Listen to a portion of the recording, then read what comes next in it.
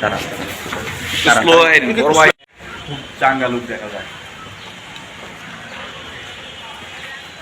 একটু স্লো আসলে আমরা ভালো।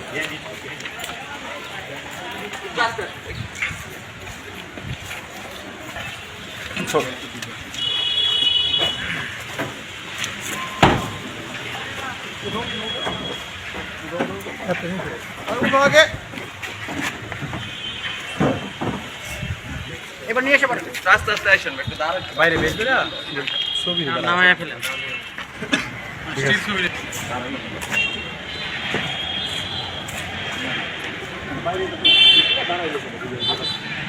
আবার নামানোর ছবি নিয়ে তো লাভটা কি? লাগে লাগে লাগে।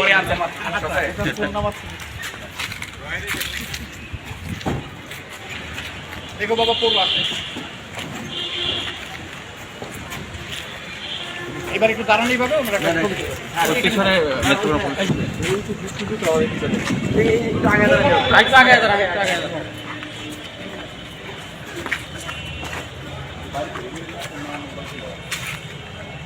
পিছাবে একটু পিছাই আমরা।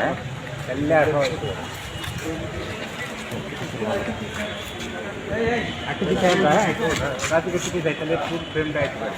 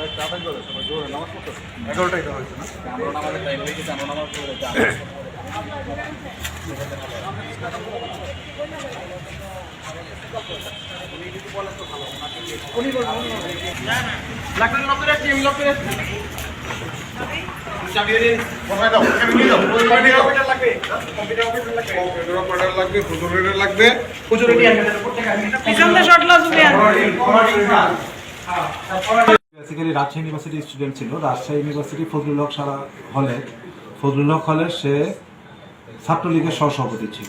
নামটা বলেন। কমিটি সুপ্ত শাহ অনিক, সে রাজশাহী ইউনিভার্সিটির ফজলুল হক হল শাখার ছাত্রলীগের সহসভাপতি ছিল 2023 সালে।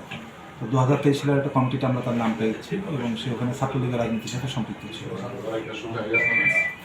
তখন মনে হয় বিগত 26 তারিখে নেত্রকোনা কলমাকান্দা থানায় ধর্মীয় অনুভূতিকে আঘাত হানার জন্য সুপ্ত শাহ অনিক নামের একজন একটি ধর্মীয় পোস্টে, মানে একটি ফেসবুক পোস্টে সে কমেন্টস করে, মহানবী সাল্লাল্লাহু আলাইহি ওয়াসাল্লামকে নিয়ে সে একটু কটূক্তি করে একটা কমেন্টস করে। তার পরিপ্রেক্ষিতে আপনারা অবগত আছেন যে তার পরিপ্রেক্ষিতে অনেকে ধর্মীয় বিষয় নিয়ে, মানে ধর্মপ্রাণ মুসল্লিরা এটা নিয়ে পরবর্তীতে করছে এবং 28 তারিখ শুক্রবারেও একটা বড় রকমের গণজমায়েত হয়েছে তাকে অ্যারেস্ট করার জন্য এবং আইনগত ব্যবস্থা নেওয়ার জন্য। তো এই সংক্রান্তে আমরা অনেকদিন এই কয়েকদিন ধরে চেষ্টা করতেছিলাম তাকে অ্যারেস্ট করার জন্য এবং আইনগত প্রক্রিয়া আনার জন্য। তো আজকে সকাল 11টার সময় আমরা ঢাকা বাস স্ট্যান্ড থেকে তাকে আটক করতে সক্ষম হই।